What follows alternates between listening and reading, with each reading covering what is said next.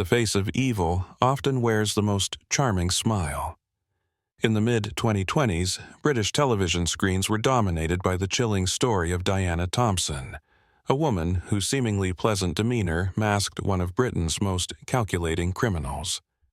Known as the Black Widow, Thompson's trail of destruction left at least one man dead, numerous lives shattered, and a nation wondering how she managed to evade justice for so long. When Thompson walked free in 2022, after serving only a portion of her sentence, the public outcry was deafening. Her ex-husband's haunting description of her as pure evil echoed through media outlets, while criminal psychologists grappled with understanding what drove this pathological liar and fraudster to prey exclusively on men. Her story begins in 1960, in the bustling streets of North London, where nothing about her early life hinted at the darkness to come. Born into a working-class family, Diana enjoyed a stable childhood that many would envy. Her father, a prison guard with a passion for athletics, devoted himself to his daughter's development, particularly in gymnastics. The irony of her father's profession, protecting society from criminals, would not be lost on those who later documented her case. Young Diana flourished in this environment, developing into a sociable and charismatic child. She excelled at forming connections, a skill that would later serve her sinister purposes.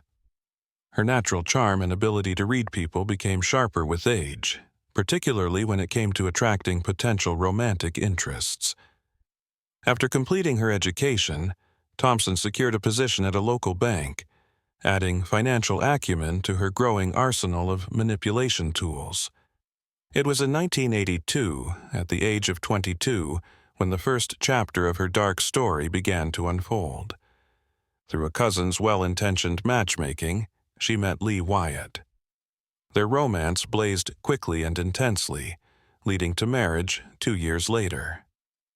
The newlyweds settled in Yapton, a quintessential English village of just 3,000 souls, where they welcomed a son. To their neighbors, they appeared to be the perfect young family, a facade that Thompson would perfect and weaponize in her future schemes. Yet, beneath this veneer of domestic contentment, the seeds of something far more sinister were taking root. Criminal psychologists who studied Thompson's case suggest her specific targeting of male victims might indicate deep-seated trauma from her youth, though curiously no evidence of such trauma has ever emerged. This paradox would become just one of many in the complex web of Diana Thompson's life, where nothing was quite as it seemed, and where love became a weapon in the hands of Britain's notorious Black Widow. Behind the picture-perfect family life in Yapton, Diana Thompson was already showing glimpses of her true nature. What started as small inconsistencies in her stories soon evolved into elaborate lies. Her husband Lee began noticing money disappearing from their joint accounts, and her explanations became increasingly far-fetched. But it was her sudden obsession with life insurance policies that would later send chills down investigators' spines. The marriage to Lee Wyatt lasted 7 tumultuous years before crumbling under the weight of her deceptions. In 1991, when Lee finally filed for divorce, he had no idea he was one of the lucky ones who would escape with his life. The dissolution of her first marriage marked a turning point. It was as if something within Diana snapped, unleashing a calculated predator. Throughout the 1990s, Thompson refined her methodology. She targeted successful, often lonely men, using dating agencies and personal advertisements, tools that were becoming increasingly popular in pre-internet Britain. Her approach was always the same. She would present herself as a sophisticated, independent woman with a tragic past that seemed to explain away any inconsistencies in her stories. But it was her relationship with Julian Webb that would eventually expose her true colors. Webb, a successful businessman with a kind heart, fell hard for Thompson's carefully crafted persona. Within months of their meeting in '95, they were married. Friends later recalled how Webb seemed completely besotted, brushing off their concerns about the speed of the relationship. Thompson convinced Webb to take out substantial life insurance policies, claiming it was for their future security. She then began a subtle campaign of manipulation, slowly isolating him from friends and family while simultaneously spreading rumors about his mental state. Those close to Webb noticed changes in his behavior. He became withdrawn, anxious, and increasingly dependent on medication. Then, on the morning of June 21, 1994, Julian Webb was found dead in their home. The initial ruling was suicide by overdose, backed by Thompson's tearful testimony about her husband's alleged depression. She quickly claimed the insurance money and moved on, seemingly unburdened by grief. But something about the case nagged at investigators, though it would take years before the truth would finally surface. What made Thompson's crimes particularly chilling was not just their calculated nature, but her ability to maintain an air of respectability throughout. She became known in local social circles as a widow who had tragically lost her husband to mental illness, using this sympathy to lure her next victims. The mask she wore was so convincing that even as suspicions grew, many found it difficult to believe this seemingly grieving widow could be capable of such calculated malevolence. The facade began to crack in late 1998 when one of Thompson's potential victims, Richard Lutz, a retired accountant, became suspicious of her behavior patterns. After a whirlwind romance that followed her usual blueprint, Lutz noticed discrepancies in her stories and began quietly documenting everything. His meticulous nature, the very quality that had made him successful in his career, would ultimately help expose Britain's Black Widow. Lutz's suspicions deepened when he discovered multiple life insurance policies in his name that he had never signed for. More disturbingly, he found medication in Thompson's possession that matched the toxicology report from Julian Webb's death, a detail that had been kept from the public. Instead of confronting her, Lutz took his findings to the police. Detective Inspector Sarah Morrison, who would later lead the investigation, initially faced skepticism from her colleagues. Female killers who used manipulation rather than violence were still relatively uncommon in British criminal history. But as Morrison dug deeper, a pattern emerged that couldn't be ignored. Bank records revealed suspicious transactions, forged signatures, and a trail of insurance policies that read like a shopping list of potential victims. The breakthrough came when Morrison's team exhumed Julian Webb's body in 2001. Advanced toxicology tests, unavailable during the initial investigation, revealed a cocktail of substances that couldn't be explained by simple suicide. More crucially, the levels indicated long-term poisoning rather than a single, fatal dose. Thompson's world finally collapsed when 3 former romantic partners came forward, each describing nearly identical patterns of manipulation, financial fraud, and suspicious medical incidents. One man had narrowly escaped death when his coffee was found to contain potentially lethal levels of prescription medication, an incident Thompson had dismissed as a simple mistake. The trial in 2003 captivated Britain. Thompson maintained her innocence throughout, playing the role of the persecuted widow with Oscar-worthy conviction. But the evidence was overwhelming. The prosecution painted a picture of a calculating predator who had refined her technique over decades. They revealed how she had used her early banking experience to navigate financial fraud, her knowledge of gymnastics to appear physically unthreatening, and her understanding of human nature to manipulate not just her victims, but entire communities. Perhaps most chilling was her courtroom demeanor.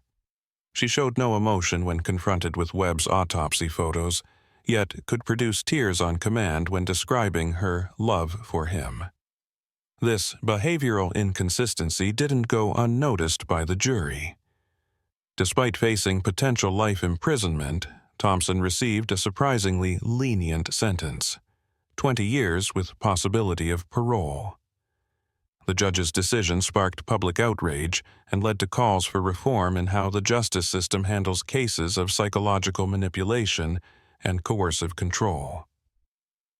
Thompson's release in 2022 sent shockwaves through Britain's criminal justice system. Despite protests from Julian Webb's family and warnings from criminal psychologists, she walked free after serving just 19 years. The parole board's decision was based largely on her model prisoner behavior, a detail that made many familiar with her case uncomfortable, given her proven ability to manipulate perceptions. The aftermath of her release revealed the deep scars her crimes had left on British society. Julian Webb's sister, Margaret, became a vocal advocate for stricter sentencing in cases involving psychological manipulation and covert murder.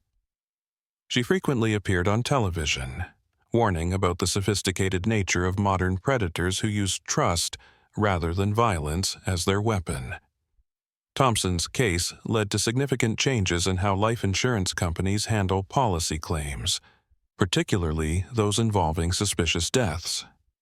The Thompson Protocol, a set of stringent verification procedures, was adopted by major insurers across the UK.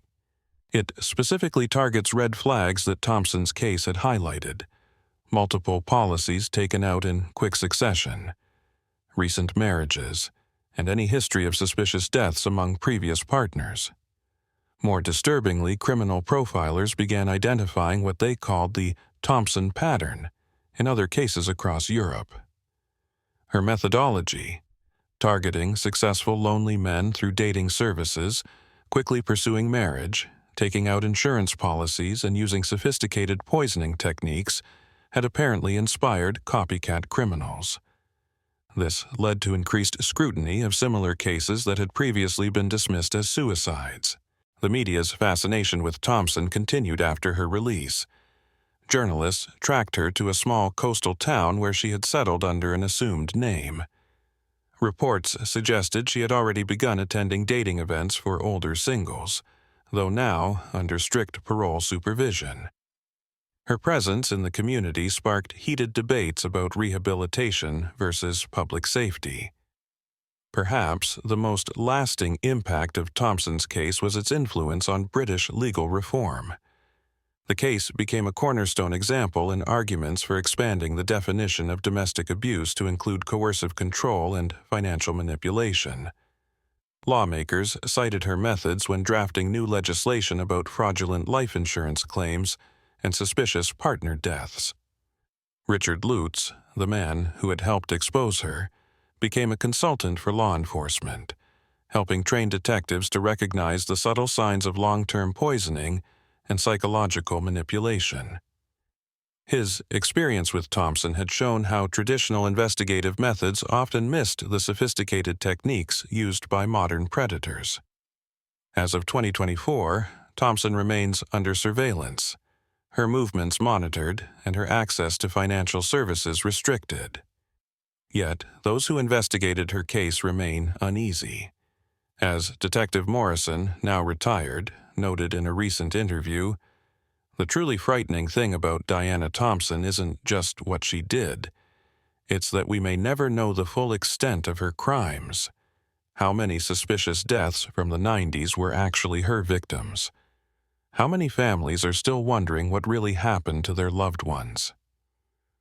The case of the Black Widow continues to raise unsettling questions about justice, rehabilitation, and the nature of evil itself. While Thompson may have served her official sentence, the ripples of her crimes continue to influence British law, culture, and the way society views the intersection of romance and murder. The most profound impact of Thompson's case emerged in the evolving field of forensic psychology. Her methodical approach to murder forced experts to re-evaluate traditional profiles of female killers. Unlike the passionate, impulsive crimes often associated with women who kill, Thompson's calculated predation more closely resembled male serial offenders, yet with crucial differences that changed how profilers approach similar cases. Dr. Rachel Henderson, a leading forensic psychologist who studied Thompson during her incarceration, identified what she termed adaptive camouflage, an ability to radically alter one's persona to match victims' desires. Thompson didn't just lie. She created entire personalities tailored to each target. To Julian Webb, she played the sophisticated businesswoman who understood his world. For Richard Lutz, she became the vulnerable widow seeking protection. Each persona was meticulously crafted and maintained. The ripple effects touched unexpected areas of society. Dating services and matchmaking agencies overhauled their screening processes. Background checks became more thorough, with particular attention paid to suspicious deaths of former partners. The Thompson check, as it became known in the industry, specifically looked for patterns of short marriages followed by partner deaths or near misses. Insurance companies discovered dozens of similar cases while reviewing their records following Thompson's conviction.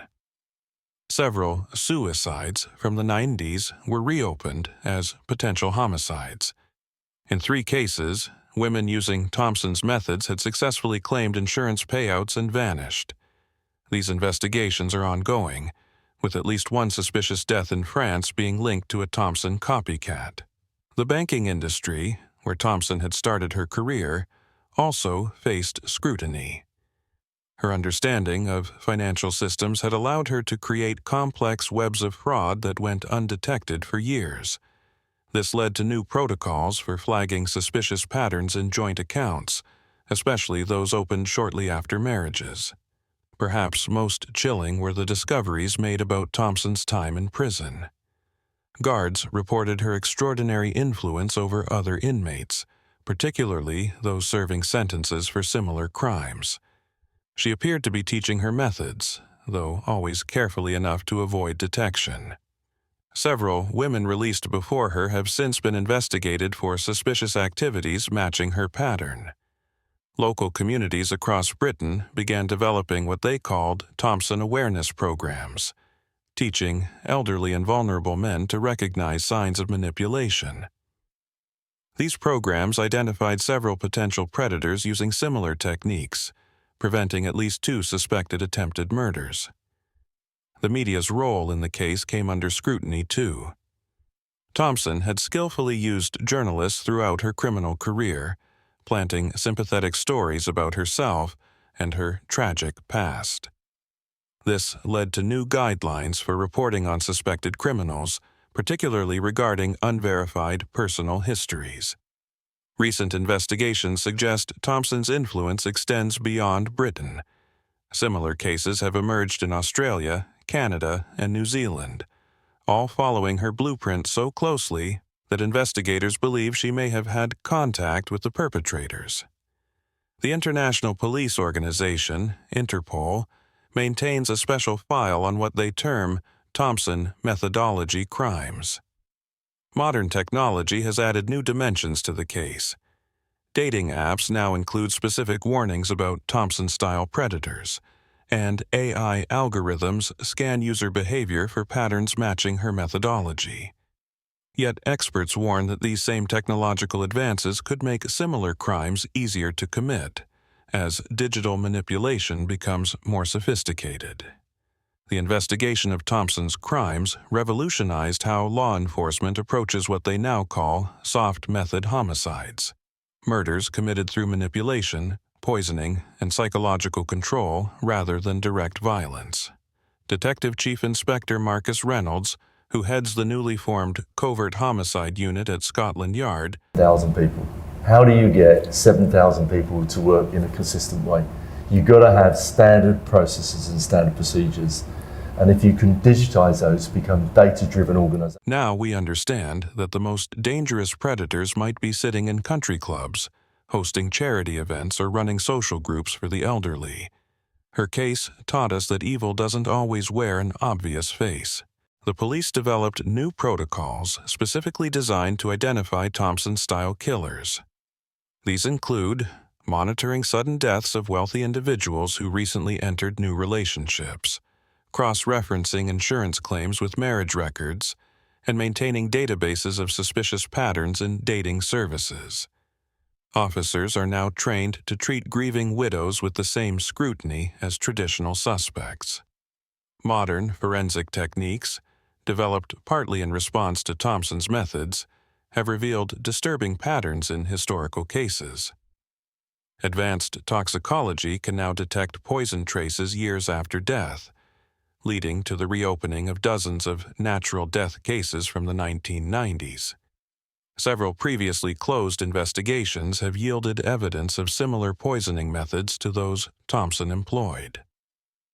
Thompson's own physical evidence collection techniques proved surprisingly sophisticated. She meticulously cleaned crime scenes while appearing to be simply grieving, demonstrating an understanding of forensic investigation that investigators believe she gained from crime documentaries and her father's work as a prison guard. This led to changes in how police secure potential crime scenes, particularly in cases of apparent suicide. The Criminal Psychology Unit at Quantico has incorporated Thompson's case into their training program, using it to demonstrate how traditional profiling methods can fail when confronted with female predators who operate outside expected patterns. Dr. Sarah Mitchell, lead instructor, notes that Thompson's ability to maintain multiple false identities while appearing completely genuine challenges traditional understanding of psychopathic behavior. Most disturbing are the copycats. Since Thompson's release, at least 7 women across Europe have been arrested for attempting to replicate her methods. In each case, they had studied her techniques, often through true crime documentaries that, ironically, were meant to warn about such predators. This has led to heated debates about how to report on such cases without providing a blueprint for future criminals. Digital surveillance has become crucial in monitoring Thompson and similar offenders after release. Their internet usage, financial transactions, and social interactions are closely monitored. Yet, experts worry this might push such criminals toward more analog methods of finding victims, making detection even harder. Recent investigations suggest Thompson may have had more victims than initially thought. Cold case units across Britain are reviewing suspicious deaths from the 1980s and 90s, looking for her signature. Several unsolved poisonings bear striking similarities to her methods, though proving her involvement after so many years remains challenging. The emergence of dating apps has created new challenges in preventing Thompson-style crimes.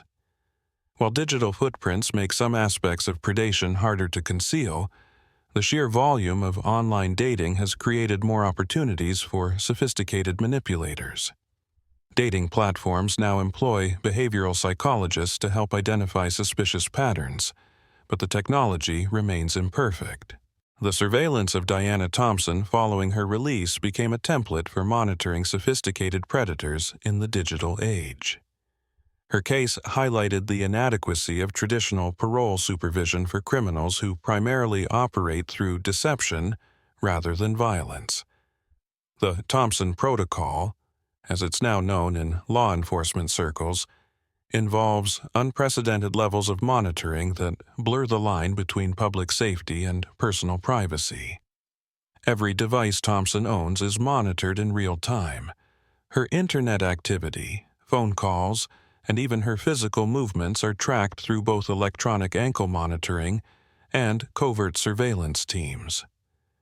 What makes her surveillance unique is the focus on social interactions rather than just location tracking. Officers are particularly interested in any attempts to form romantic relationships or join social groups. Financial institutions maintain special alerts on any accounts associated with Thompson or her known aliases. Even cash transactions above certain amounts trigger immediate notifications to her parole officers. This level of scrutiny extends to anyone who maintains regular contact with her, creating what one observer called a surveillance bubble around her entire social sphere. Yet, experts remain concerned about the limitations of even these extensive measures. Dr. James Morton, who specializes in rehabilitating manipulative offenders, notes that Thompson's greatest weapon was always her ability to appear completely ordinary.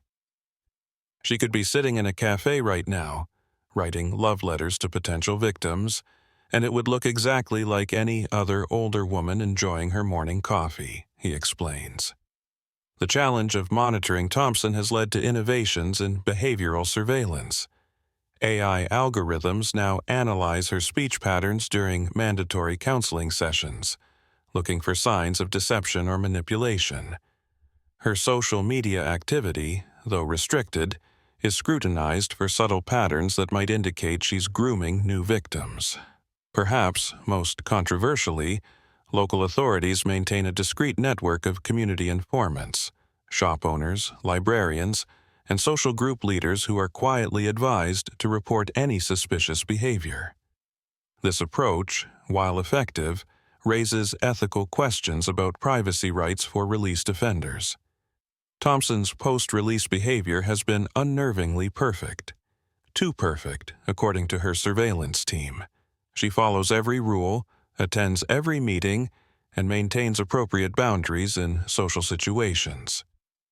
This compliance itself raises red flags among experienced officers who note it mirrors her behavior in prison, where she was equally exemplary while allegedly teaching her methods to other inmates.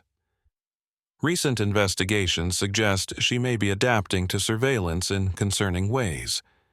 There's evidence she's begun using cash-only transactions below reporting thresholds and frequenting locations with minimal CCTV coverage.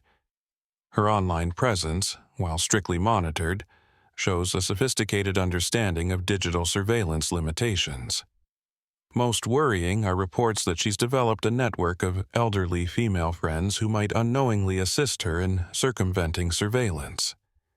These women, seeing only a charming older lady, often invite her to social events or introduce her to their male friends, unaware of her history. The cost of maintaining this level of surveillance is substantial, leading to debates about resource allocation in law enforcement. Yet, supporters argue that the expense is justified, given the sophisticated nature of her crimes and the potential risk to vulnerable individuals.